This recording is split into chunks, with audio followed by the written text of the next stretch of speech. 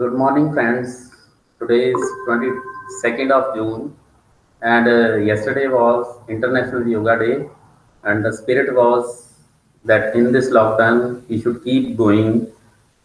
काफी लोगों ने योगा परफॉर्म किया और कितनी सारी वीडियोस और फोटोग्राफ्स अपलोड की इंटरनेट पे टेक्निकल एजुकेशन की साइट पे.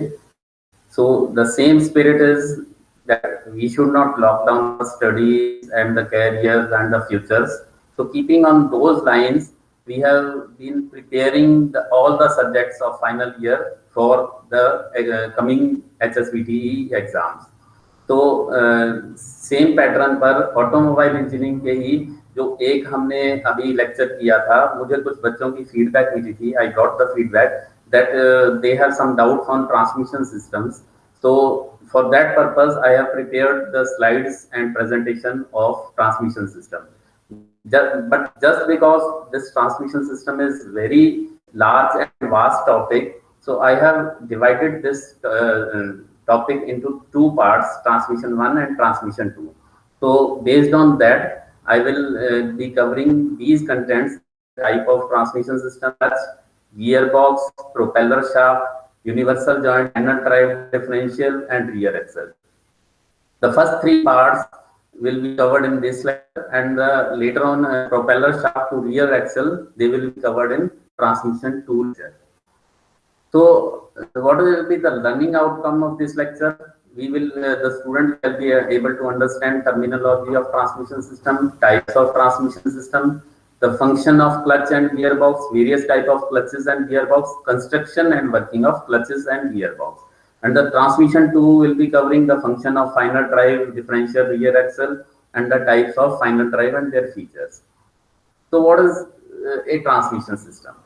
The mechanism that transmits the power developed by engine of automobile to the engine to the driving wheel is called the transmission system. It is also called a powertrain. आप देखें कि engine से final drive तक, final wheels तक कैसे transmit होती है, that is known as transmission system. It is also known as speed reducing mechanism या power reducing या power increasing mechanism, किसी तरह से भी इसका नाम दिया जा सकता है. It is equipped with several gears as shown in figure. It is composed of clutch. It is आप देखिए यहाँ पे ये रेड कलर का इंजन है. The green one is flywheel, and after that the blue one is the clutch, and later on it is a gearbox which gives various variations of speed and power. And after that, this brown color is the propeller shaft. There are two universal joint, the black colored universal joint. Then this circled area is the differential, and that is the rear axle and wheels and tire, as we all know. So यहाँ पे I have shown the bottom of a tractor, जहां से आप transmission system को बड़ी अच्छी तरह से अंडरस्टैंड कर सकते हैं. This is a fan, radiator and fan. Then there is crankshaft and then there is a flywheel. After that there is a clutch के बाद एक हमारा एक पुली लगी हुई है, जहां से आप कि हम उसकी क्रैंकिंग कर सकते हैं. एक उसके ऊपर बेल्ट चढ़ा के क्रैंकिंग करते हैं. Then there is a gearbox for combination of gears. Then there is differential का purpose हम later on समझेंगे. Then there are wheels. Then there is one additional thing, power takeoff. आप कि हम इसके ऊपर ट्रेलर या कुछ टिलर भी लगाते हैं इसके ट्रैक्टर के एंड में, तो उसका एक पावर टेक ऑफ भी साथ में दिया होता है, जहां से हम पावर विड्रॉ कर सकते हैं. So what are the requirements of transmission system? This is a question normally asked in examination. So you must know कि कौन-कौन से requirements हैं transmission system. It must connect and disconnect the engine with the rest of powertrain without shock and smoothly. ये जब भी connect और disconnect करते हैं, which are the places where we connect or disconnect. एकदम से ब्रेक लगानी पड़ेगी, then we disconnect the engine. We come on red light, then we have to disconnect we have to change the gear, then we have to disconnect the engine. Then second is provide a varied power speed between the engine and the drive wheel. अलग अलग time के हिसाब से हमें speed देनी है और power की यूटिलाइजेशन की होती है। इफ वी आर स्टीपिंग ए हिल, अगर एक हिल पे चढ़ रहे हैं तो हमें पावर ज्यादा चाहिए, स्पीड कम चाहिए, like that. Third is provide means to transfer power in opposite direction. कहीं पे हमें रिवर्स में भी गियर लगाना पड़ता है, रिवर्स में भी, तो उसका भी प्रोविजन ट्रांसमिशन सिस्टम ही करता है। Enable power transmission at varied angle and varied length. कई बार ऐसा होता है कि हमें व्हीकल की बॉडी ऐसी हो जाती है कि वो एंगल पे चल रही है, तो एट दैट टाइम भी उसको अलग अलग एंगल्स पे अगर मूव कर रही है तो वो पावर ट्रांसमिशन स्मूथली करता रहे। Enable speed reduction between engine and drive wheel in the ratio of 5:1। ये already explain. Enable diversion of power flow at right angle. You know power सीधी आती है एक्सेल पे, लेकिन एक्सेल जो है वो राइट एंगल पे लेता है, तो वो डाइवर्शन कैसे होती है, we will be studying in differential part. Provide means to drive the driving wheel at different speed when required. It is same. Bear the effect of torque reaction. Now this is important. Bear the effect of torque reaction, driving thrust and braking effort effectively. जब break हो रहा है तो ये transmission system उन सब चीजों को कवर करके स्मूथ राइडिंग देता रहे। टॉर्क रिएक्शन, ड्राइविंग थ्रस्ट और ब्रेकिंग एफर्ट, इनका कोई असर ट्रांसमिशन पे नहीं आना चाहिए। So these requirements are fulfilled by main units कौन-कौन से हैं? The clutch, gearbox, transfer case, propeller shaft, universal joint, final drive, differential, torque tube and road wheels. Now अगर हम कहें कि ट्रांसमिशन सिस्टम कितनी तरह के होते हैं, अभी तक हमने इसको डिस्कस नहीं किया, but in all the transmission system अगर इसी हेडिंग को लें तो all components are present in one or the another form. Clutch अगर मैनुअल में किसी और तरह से है तो ऑटोमेटिक में भी क्लच का फंक्शन कोई यूनिट कर ही रहा है। We'll see that. What are the transmission types? हम ट्रांसमिशन टाइप्स को तीन कैटेगरी में ब्रॉडली डिवाइड कर सकते हैं। One is manual, semi automatic, automatic. Manual transmission में ज्यादातर आते हैं हमारे sliding mesh, gear box, constant mesh gear box, synchro mesh gear box. Sliding mesh, constant, synchro mesh जो आजकल तक कन्वेंशनल चलते रहे, बट अब जैसे जैसे धीरे धीरे डेवलपमेंट होती जा रही है, कुछ ऐसी रेसिंग कार्स हैं या आजकल वी प्रेफर की ऑटोमेटिक ट्रांसमिशन बढ़ती चली जा रही है। So these are semi automatic and full automatic. तो बेसिकली हम दो ट्रांसमिशन कह सकते हैं। देयर आर दो broader categories, manual transmission and automatic transmission. So अगर हम देखें इनके कुछ एडवांटेज और डिसएडवांटेज, इसका भी क्वेश्चन कई बार आ जाता है कि इनको कंपेयर कीजिए, तो manual transmission is not smoother. जब आप करेंगे तो स्मूथ नहीं होगा because it is manual, it is to be handled by driver, तो वहां पे स्मूदर नहीं होगा। लेकिन इसमें क्या होता है कि जो एवरेज होती है गाड़ी की वो ज्यादा बेटर आती है, लेकिन ऑटोमेटिक ट्रांसमिशन स्मूदर होता है लेकिन उसमें एवरेज जो होती है फ्यूल की एवरेज वो अच्छी नहीं आती है। तो यहाँ पे मैंने एक और क्लासिफिकेशन का तरीका बनाया है, मैनुअल एंड ऑटोमेटिक। ऑटोमेटिक ज्यादातर हाइड्रोलिक होती है, सो इसलिए हम automatic transmission is the end part of the hydraulic transmission, तो इसलिए मैंने इसको मैनुअल और हाइड्रोलिक कहा है। मैनुअल में तीन तरह के जो होते हैं ट्रांसमिशन आ सकते हैं, type 1, type 2, type 3। The first one जो टाइप 1 आ रहा है, इसमें हम बात करें तो इसमें हमारा सबसे पहले क्लच लगा होगा, गियर बॉक्स और live axle. Live axle means ऐसा एक्सेल जहां पे की पावर जा रही है, जिसको पावर जा रही है। टाइप 2 में एंड में डेड एक्सेल होगा, जिसको पावर नहीं जा रही है, वो सिर्फ एक व्हील्स को सपोर्ट करने के लिए यूज हो रहा है। देन टाइप 3 में एक्सेल होता ही नहीं, सिर्फ उसके पहिए लगे होते हैं। जैसे आपने खिलौनों में देखा होगा कि खिलौनों में सिर्फ पहिए लगे होते हैं, उनका सेंटर में एक्सेल नहीं लगा होता। हाइड्रोलिक में देखा जाए तो यही तीन पार्ट मिलते जुलते ही होंगे। जो क्लच का फंक्शन है वो फ्लूइड कपलिंग कर रहा है, गियर बॉक्स का काम टॉर्क कन्वर्टर है। आप देखें गियर बॉक्स भी क्या कर रहा है, टॉर्क को बढ़ा रहा है, घटा रहा है, तो टॉर्क कन्वर्टर भी उसी तरह से काम करता है। लेकिन ये सारा ही हाइड्रोलिक के बेस पे चलता है, तो इसलिए टॉर्क कन्वर्टर उसको कहा जाता है। और आगे ऑटोमेटिक ट्रांसमिशन है। ऑटोमेटिक ट्रांसमिशन में सन और प्लैनेट गियर सिस्टम है, वो लेटर ऑन हम समझेंगे कैसे चलते हैं। तो let us start with the clutch. Clutch का फंक्शन हम यहाँ पे देख पा रहे हैं, यहाँ पे एक एनिमेटेड पोर्शन है, देखिए यहाँ पे एक शूज दिखाए गए हैं, पैर से उसको प्रेस किया जा रहा है। तो एक ड्राइवर वाली शाफ्ट है और एक ड्रिवन साइड है। तो ड्रिवन साइड जैसे ही उसको प्रेस किया जाता है वैसे ही वो अलग हो जाती है, और जैसे उसको छोड़ा जाता है लीवर को वैसे वो एंगेज हो जाती है। तो clutch is a device used to connect and disconnect the engine temporarily from the transmission gears and drive wheels. Temporarily मैंने इसके पॉइंट्स भी बता दिए कि कब कब हम इसको करेंगे टेम्परेरली। फर्स्ट इज आपने कभी स्पीड उसकी घटानी बढ़ानी है या ब्रेक इमीडिएटली ब्रेक अप्लाई करना है तो आप क्लच को भी साथ में दबाएंगे। रेड लाइट आ गई है, टेम्परेरली उसको आपको रोकना पड़ेगा, पूरा उसको इंजन को नहीं बंद करेंगे रेड लाइट पे। तो उस वक्त क्या है, इंजन तो चलता रहेगा लेकिन फाइनल ट्रांसमिशन को आप डिसएंगेज कर देंगे, राइट। तो गियर चेंज करना है, then you have to temporarily disconnect the engine, तब उसका गियर चेंज करेंगे।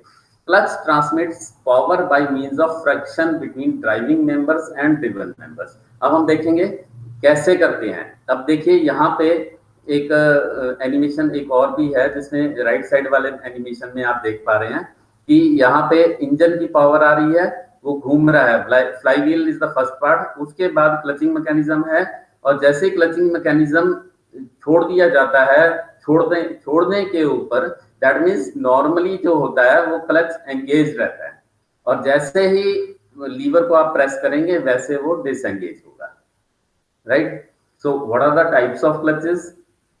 First is friction clutches. जो कन्वेंशनल सिस्टम थे सबसे पहले वाले वो फ्रिक्शनल क्लचेस थे। Second was dog clutches and fluid coupling, जो ऑटोमेटिक ट्रांसमिशन में काम आते हैं, हमने उसमें कैटेगरी में देखा है। तो यहाँ पे देखिए फोटोग्राफ में भी दिखाया कि जब क्लच पेडल लूज होता है उस वक्त the engine is connected with transmission, that means हम उसके ऊपर प्रेशर कोई नहीं दे रहे हैं, उस वक्त वो एंगेज रहता है। लेकिन एक रिटेंशन पॉइंट होता है, दैट मीन्स थोड़ा थोड़ा पैर हम रखते हैं। एक क्लच पेडल प्ले होता है, वो हम लेटर ऑन कई बार ये 2 नंबर में what is clutch pedal play, इसके बारे में पूछा जाता है। तो कुछ प्ले रह जाता है ताकि अगर आदमी का पैर, ड्राइवर का पैर उसके ऊपर रहता है तो वो डिसएंगेज ना कर दे, क्योंकि क्लच प्लेट उससे खिंच जाएगी। देन क्लच पेडल जैसे ही प्रेस किया जाएगा वो उतना प्ले पार करने के बाद उसको डिसएंगेज कर देगा, engine disconnected from the transmission. So what is the principle of friction clutch? Friction clutch हमारे 3 तरह के होते हैं, one is single plate clutch, multi plate clutch and cone clutch. तो उसमें हम सिंगल प्लेट क्लच सबसे पहले देखते हैं।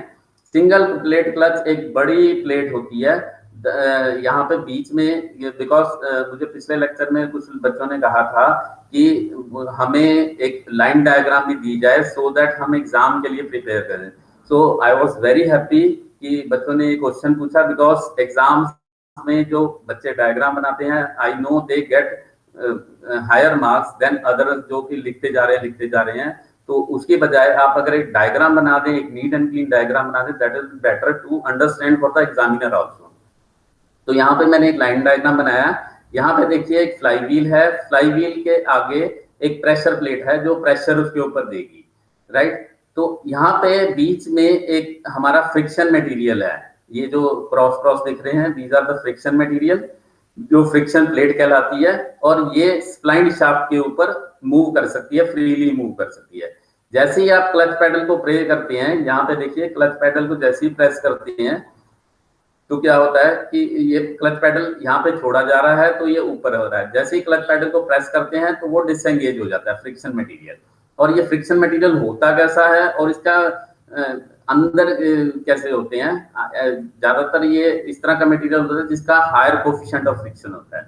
तो अगर हम देखें the friction of between two surfaces depends upon the area of surface, pressure applied upon that and the coefficient of friction of surface material. इसको हम एक डिसअसेंबल करके देखा, तो ये जो ग्रे कलर का है दिस इज द जो हमारी एक तरह की प्रेशर प्लेट है, जो ये ब्लू कलर की है, यहाँ पे ब्लू कलर का दिख रहा है, this is the fly wheel जो इंजन से आ रहा है, और बीच में जो ग्रीन कलर का है that is the friction material. Friction material को के अंदर यहाँ पे अगर राइट साइड में देखें तो यहाँ पे उनके बीच में स्प्रिंग्स वगैरह कुछ लगे होते हैं। इस तरह का मैकेनिज्म होता है कि जब ये एंगेज और डिसएंगेज करे तो ये फ्रिक्शन जो के साथ साथ फ्रिक्शन तो होगा ही, लेकिन एक जर्की मोशन मिलेगा, उसको रोकने के लिए ये स्प्रिंग्स इस तरह से इसके ऊपर फिटेड होते हैं। और वो एक स्क्रू और उसके मैकेनिज्म से होती है, या स्क्रू से होते हैं या रिवेट से उसके ऊपर फिक्स्ड होते हैं। तो ये जब स्प्रिंग होते हैं, ये क्या करते हैं, जैसे ही उसको एंगेजमेंट और डिसएंगेजमेंट होती है तो उसका एक जर्की मोशन जो होता है उसकी एनर्जी स्टोर कर लेते हैं, और जब उसको एंगेज हो जाते हैं तो वहीं के वहीं फिक्स हो जाते हैं। Now the multiplet clutch has a similar operation rather than single plate clutch। सिर्फ इतना फर्क होता है कि वहां पे आपकी सिंगल प्लेट क्लच है, यहाँ पे वही वाला काम, कई सारी प्लेटें एक सीरीज में प्लेट लगी होती हैं, और हर एक प्लेट के बीच में एक एक फ्रिक्शन मटेरियल की प्लेट लगी हुई होगी। अब I have asked where is the application, light और heavy vehicles. Multi plate clutch जो है वो हैवी व्हीकल्स पे होगा या लाइट व्हीकल्स पे, ये भी क्वेश्चन पूछा जाता है, 2 नंबर में क्वेश्चन पूछा जाता है। So the answer is it is for heavy vehicles, sorry light vehicles के लिए। नाउ व्हाई लाइट व्हीकल्स, आप कह रहे हैं मल्टी प्लेट कई सारी प्लेट्स लग गई हैं, फिर भी वो लाइट व्हीकल्स के लिए क्यों है? बिकॉज लाइट व्हीकल्स छोटे साइज के होते हैं और उतने ही पोर्शन में उतना ही उसको टॉर्क ट्रांसमिट करना होता है। तो जब इतना ही होता है, अगर वो उतना ही ट्रांसमिट करेगी और बड़ा वो क्लच हो जाएगा, उसकी प्लेट बड़ी हो जाएगी, तो वहां पे वो it can not be accommodated. तो इसलिए मल्टी प्लेट क्लच जो है वो लाइटर व्हीकल्स या स्मॉल साइज व्हीकल्स में यूज होता है। ये थोड़ा कॉन्ट्राडिक्टरी पार्ट है जो आपका दिमाग काम करेगा, but I have given the explanation. The third one is cone clutch. Cone clutch में राइट साइड में मैंने इसकी लाइन डायग्राम दे दी है। कोन क्लच में थोड़ा सा, जैसे हमारे पहले वाले 2 क्लच हैं, सिंगल प्लेट क्लच और मल्टी प्लेट क्लच, इनकी ऑपरेशन जर्की होता है। नो डाउट उसमें हमने स्प्रिंग लगाया है उसको जर्क को रोकने के लिए, बट स्टिल उनकी जो जब मैशिंग होती है आपस में तो उनका एक जर्की मोशन होता ही होता है। तो उसका एक इलाज करने के लिए कोन क्लच ढूंढा गया। कोन क्लच में आप देखिए यहाँ पे जो फ्लाई व्हील है उसका इनर भी कोन की शेप में होता है, और उसके ऊपर जो फ्रिक्शन प्लेट है, जो ग्रीन वन यहाँ पे दिखाई जा रही है, जो ग्रीन कलर की है, this green one is also conical shape. और यहाँ पे जो क्लच प्लेट है, क्लच प्लेट भी कोनिकल शेप है। तो दैट मीन्स फ्लाई व्हील अंदर से कोनिकल है, जो फ्रिक्शन मटेरियल है वो कोनिकल है, क्लच प्लेट वो भी कोनिकल है, and others operation is almost same. यहाँ पे आप एनिमेशन में उसका ऑपरेशन देख पा रहे हैं। तो पहला वाला क्लच हमारा खत्म होता है, which is known as the friction clutch. The second one is centrifugal clutch. Centrifugal नाम से ही पता चल रहा है, the centrifugal clutch, there must be some centrifugal force. Centrifugal force, it pulls something out of center. When it is rotating, it pulls that things out of center. That is known as centrifugal force. So when the engine starts and the engine shaft rotates, it produces centrifugal force and a membrane. एक membrane होता है, एक heavy membrane होता है, which engages the driven shaft due to its outwards centrifugal force. driven shaft को engage कर लेता है, hold कर लेता है। ठीक है, यहाँ पे आप एनिमेशन में देख पा रहे हैं कि ये जो है आपकी स्टार्टिंग में क्या है कि ये देखिए ग्रीन शाफ्ट जो है आपकी इंजन की शाफ्ट है। तो ग्रीन शाफ्ट घूमनी शुरू होगी, लेकिन अभी ब्लू शाफ्ट पे नहीं आ रहा है। तो धीरे धीरे क्या होगा, जैसे पकड़ेगा तो ये जो स्प्रिंग लोडेड हैं, ये आपके मेम्ब्रेन हैं स्प्रिंग लोडेड, ये बाहर की तरफ खींचेंगे। बाहर की तरफ जैसे खींचेंगे तो वो उसको होल्ड कर लेंगे, और ये जो ब्लू वाली शाफ्ट है वो आपकी मूविंग में आ जाएगी अभी। लेकिन ये जैसे स्पीड कम होएगी तो ये वापस सेंटर में, स्प्रिंग लोडेड है तो सेंटर में आ जाएंगे। And this is used in mopeds, automatic scooter, you know very well, आजकल ऑटोमेटिक स्कूटर का जमाना है, तो वहां पे सेंट्रीफ्यूगल क्लच होंगे ही होंगे, एंड लॉन मूवर्स। नाउ अब क्लच में हमने बात कर ली है कि हमारे कन्वेंशनल क्लच कैसे होते हैं, जो मैकेनिकल मैनुअल ट्रांसमिशन में होते थे। अब बात करते हैं ऑटोमेटिक ट्रांसमिशन में क्लच कैसे होते हैं। ऑटोमेटिक मैंने बताया कि वो हाइड्रोलिक वाला ही ज्यादातर होता है। तो हाइड्रोलिक ट्रांसमिशन सिस्टम में क्या होगा, there is a fluid coupling which is जिसको फ्लूइड कपलिंग कहते हैं, ऑटोमेटिक ट्रांसमिशन के टर्म्स में, but it works as a clutch like in manual transmission system. A fluid coupling is a hydrodynamic device, a sort of clutch used to transmit rotating mechanical power. Transmit करती है.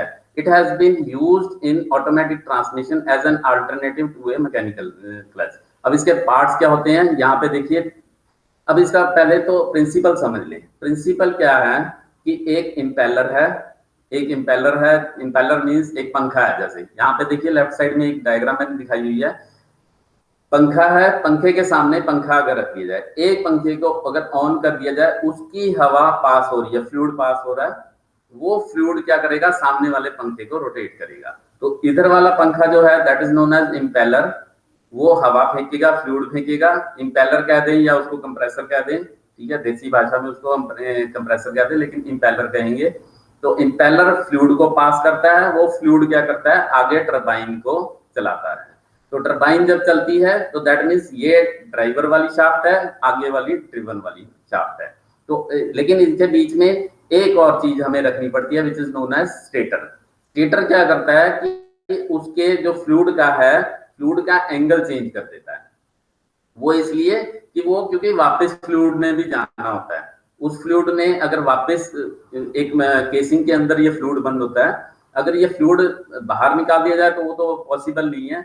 ये fluid अंदर ही अंदर rotate करता रहता है. तो ये क्या करता है, ये उस फ्लूइड का डायरेक्शन चेंज करके वापस उसी में घुमा देता है. और वो क्योंकि अगर सीधा सीधा पास किया जाएगा तो वो उसकी नेगेटिव रोटेशन देगा, दैट मीन्स उसको नेगेटिव एनर्जी देगा. लेकिन डायरेक्शन रोटेट कर दिया जाएगा तो उसकी वो पॉजिटिव करता रहेगा. आगे जाके यही फ्लूइड कपलिंग टॉर्क कन्वर्टर का भी काम करेगा. हम इसको देखेंगे, इनका मैकेनिज्म ऑलमोस्ट सेम होगा. सो अगर यहाँ पे देखें एनिमेशन में आपको दिख भी रहा है, तो this one is impeller. Impeller की ये ड्राइव शाफ्ट है और इम्पेलर के साथ जो है हमारी ड्रिवन ड्राइव शाफ्ट लगी हुई है. और इसके बीच में एक केसिंग है, केसिंग के साथ ये रनर है, रनर के साथ ड्रिवन शाफ्ट है, ठीक है. और बीच में ऑयल सील है सो दैट ऑयल की लीकेज ना रहे. An impeller with radial vanes constitute the driving member and runner with radial vanes constitute with the driven member. तो इम्पेलर विद रेडियल वेन, उनकी रेडियल वेन होती हैं. ये यहाँ पे हम देख भी पा रहे हैं कि इनकी वेन्स जो है वो रेडियल है. किसी एक साइड में आता है और दूसरी साइड में फ्लूइड बाहर निकलता है. The entire unit is housed in a suitable casing and A coupler is mounted on the engine crankshaft and is 3/4 filled with a suitable oil. तो अब हम इसकी बात कर चुके हैं, मैनुअल क्लच बात कर ली हमने, ऑटोमेटिक क्लच की भी बात कर ली. ऑटोमेटिक क्लच का नाम हमने क्या बताया था, फ्लूइड कपलिंग. अब आते हैं जो दूसरी ट्रांसमिशन का पाया जाता है, that is gear box. Gear box, now इसमें भी गियर बॉक्स के कई तरीके हैं. लेट अस सी गियर बॉक्स का फंक्शन क्या है. इंजन रन्स एट हाई, बहुत ज्यादा हाई स्पीड पे होता है. इतनी आरपीएम होती है कि अगर उसी स्पीड के ऊपर व्हीकल करने लग जाए तो वो हवाई जहाज बन जाए. तो लेकिन उसकी पावर नहीं होती है क्योंकि एक सिलेंडर का है या 2 सिलेंडर का है, उसकी उतनी पावर नहीं होती. तो हम क्या करते हैं, हमारे पास एक फार्मूला है, horsepower is equal to, ये देखिए एक फार्मूला है हमारे पास, इज इक्वल टू 2π/NT/45, ठीक है. अगर सिंपली ब्रेक की बजाय हम किलोवाट वाले लेते हैं तो उसमें 4500 को हटा देंगे. तो 2π/NT, अगर हॉर्स पावर हमारी कांस्टेंट है, 2π कांस्टेंट है, N and T, that means N is inversely proportional to T, inversely proportional to T. Is it clear? N is RPM. अगर हम स्पीड बढ़ाएंगे तो टॉर्क घटेगा, टॉर्क बढ़ाएंगे तो स्पीड घटेगी. Is it clear? अगर इससे हमें फंडामेंटल हमारा क्लियर हो जाता है, then we can understand the function of gearbox. An engine runs at high speed. The rear wheel of the biker requires power at low speed and high torque. Low speed पे उसको high torque. देखा होगा जब driver को किसी गड्ढे में से निकालना तो वो लो गियर लगा देता है, या चढ़ाई पे चढ़ना तो भी उसको लो गियर लगा देता है. That's why it is essential to reduce the engine speed, increase the torque available at rear wheels. यहाँ पे हमारा है तो obviously for higher torque wheels low speed is required and vice versa. So gearbox is between the engine and rear wheel for variable torque. और इस तरह से हम काम करते हैं. टाइप्स ऑफ गियर बॉक्स की अगर बात करें कौन कौन से होते हैं, पहले तीन को यहाँ पे हम दिख रहे हैं, selective sliding type gear box, constant mesh gear box and synchro mesh, ये हमारे मैनुअल ट्रांसमिशन के gear box. Torque converter in automatic transmission, ये टॉर्क कन्वर्टर ऑटोमेटिक ट्रांसमिशन का एक तरह का गियर बॉक्स है। बात कर रहे हैं कि वो कई कई variation of speed and torque देते हैं। तो first one, selective sliding mesh type gearbox. This gearbox consists of gearbox housing, gear shifting lever, main shaft, output shaft and lay shaft. अगर हम बात करें तीन शाफ्ट इसमें हमें दिखेंगी। फर्स्ट इज ड्राइवर शाफ्ट या इनपुट शाफ्ट या मेन शाफ्ट। यहाँ पे देखिए लेफ्ट साइड में सबसे ऊपर ड्राइवर शाफ्ट दिख रही है, एक राइट साइड में जो दिख रही है that is known as output shaft या ड्रिवन शाफ्ट, ये जो अभी डिसएंगेज हुई है। देन देयर इज एक इंटरमीडिएट शाफ्ट जिसको हम ले शाफ्ट, याद रखिए इसका नाम ले शाफ्ट या काउंटर शाफ्ट कहते हैं। और उनके ऊपर डिपेंडिंग अपॉन वो 3 गियर की गाड़ी है, 4 गियर की है, 5 गियर की है, उसके हिसाब से काफी सारे गियर्स का कॉम्बिनेशन लगा होता है। यहाँ पे देखिए कि यहाँ पे 3 गियर वाली गाड़ी का वो दिखाया हुआ है, तो ये थर्ड गियर का दिखा रहे हैं। थर्ड गियर में ट्रांसमिशन जो होती है, जो इनपुट की होती है वही वाली आउटपुट की आ जाती है। ये देखिए सेकंड गियर दिखा रहे हैं, सेकंड गियर में एरो हेड से दिखाएंगे अभी। This is the third gear का ट्रांसमिशन डायरेक्टली जा रही है, और सेकंड गियर में नीचे से ऊपर की तरफ जा रही है, यहाँ से लेफ्ट से नीचे जाती है और यहाँ से ये स्लाइड करता है। तो जब स्लाइडिंग होती है, so you can very well imagine क्या प्रॉब्लम रही होगी कि जब उसकी एंगेजिंग और डिसएंगेजिंग होती है तो एक तो नॉइज बहुत होती है, वाइब्रेशन बहुत होती है, और कहीं कहीं गियर टूटने के चांसेस होते हैं। So this is the problem with selective sliding mesh type gear box. Is it clear कि उसमें नॉइजी ऑपरेशन होगा, उसकी वाइब्रेशंस होंगी, देन थर्ड इज उसके टूटने के ब्रेकेज के चांसेस ज्यादा होंगे। तो उसका इलाज दूसरे में हमने सोचा the constant mesh gear box. Constant mesh gear box, the gears are always in mesh, जितने भी गियर हैं वो ऑलवेज इन मैश हैं, लेकिन वो लूजली घूमते रहते हैं, लूजली घूमते रहते हैं। यहाँ पे देखिए राइट साइड में उसका ऑपरेशन दिखा रहे हैं, उनको एंगेज और डिसएंगेज करते हैं। एक नीचे स्प्लाइन शाफ्ट लगी हुई है, स्प्लाइन शाफ्ट के ऊपर डॉग क्लच चल रहा है। डॉग क्लच क्या करता है, उस किस गियर को चलाना है किसको नहीं, वो हम इससे फिक्स कर लेते हैं, डॉग क्लच से उसको फिक्स कर लेते हैं। अब देखिए यहाँ पे ये राइट साइड में अगर देखें तो राइट साइड में ग्रीन वाली हमारी ड्राइवर शाफ्ट है और ब्लू वाली जो है वो ड्रिवन शाफ्ट है। तो देखिए कहाँ कहाँ होता है, यहाँ से अभी एंगेज हुआ तो यहाँ से ये हमारा लास्ट वाला गियर चौथा वाला लग रहा है, तो उससे लगभग हमारी पूरी की पूरी वैसे की वैसे ट्रांसमिशन जा रही है सीधी सीधी। और देखिए हर एक का अलग अलग दिखाया जा रहा है। रिवर्स में एक आइडलर बीच में आ जाता है, एक छोटा गियर बीच में आइडलर आ जाता है जो कि उसकी डायरेक्शन को रिवर्स कर देता है। मैं 1 सेकंड के लिए 5 सेकंड के लिए रोकता हूँ so that you can understand constant mesh gear box. ये राइट वाली आप देखते रहिए, राइट वाले पे फोकस कीजिए। ये हमारा चौथा गियर चल रहा है, this one is 5th gear.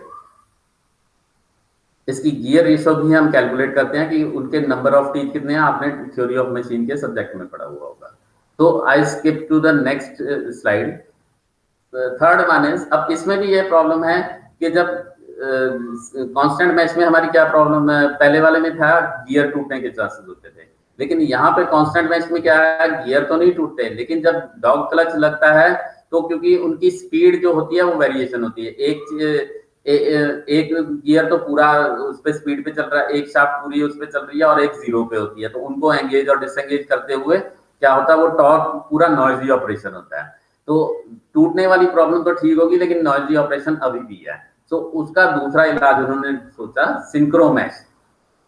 Synchro mash में क्या होता है, देखिए यहाँ पे ये मैं इसकी लाइन डायग्राम दिखा रहा हूँ, इसकी एनिमेशन भी मैं दिखाऊंगा आपको। इसमें क्या होता है कि लेफ्ट साइड में अगर आप देखें तो एक आपकी इंजन आउटपुट की शाफ्ट है ड्राइवर वाली, और राइट साइड में ड्रिवन वाली शाफ्ट है, और इनके अगर एंड देखें तो आप इनके कोनिकल होते हैं। और उसी तरह से बीच में जो एंगेजिंग वाली एक सिलेक्टर फॉर्क है और स्लीव लगी हुई है, उसके भी कोनिकल एंड्स हैं। तो डॉग क्लच जो होता है वो क्या करता है कि इनको एंगेज करने से पहले सिंक्रोनाइज करता है, एक स्पीड पे आने देता है लगभग। लगभग एक स्पीड पे जब आ जाता है तब उसके ऊपर कवर करके उसको एंगेज करता है। दैट मीन्स अगर वो 200 की आरपीएम पे है, वो 180 तक उसको घुमाते घुमाते ले जाता है। जैसे ही 180 पे पहुंचता है उसी वक्त उसको एंगेज करता है, लाइक दैट। यहाँ पे आप इसकी ऑपरेशन देख सकते हैं।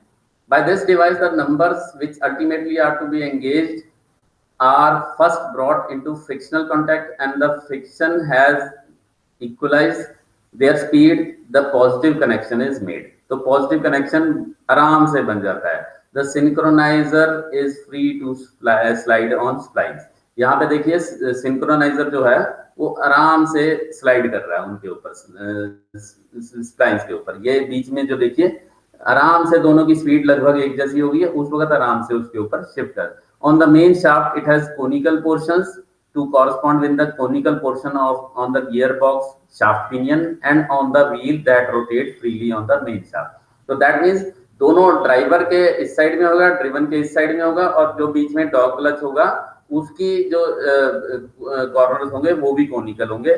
तो धीरे धीरे क्या होता है, वो एंगेजिंग करने से पहले दोनों को लगभग एक स्पीड पे सिंक्रोनाइज कर लेता है। तो दिस इज द वर्किंग। ये देखिए दोबारा से आप देख सकते हैं इसको कि जिस वक्त एंगेजिंग और डिसएंगेजिंग होगी उस वक्त पावर और स्पीड थोड़ी जीरो की तरफ आएगी, अदरवाइज वो नॉर्मली ठीक से चलती रहेगी। तो I think this is clear about everything about gear box and this is enough for today. Thank you. If there are any queries you are welcome in chat box में डालिए, but please give your email ID in that. Thank you very much.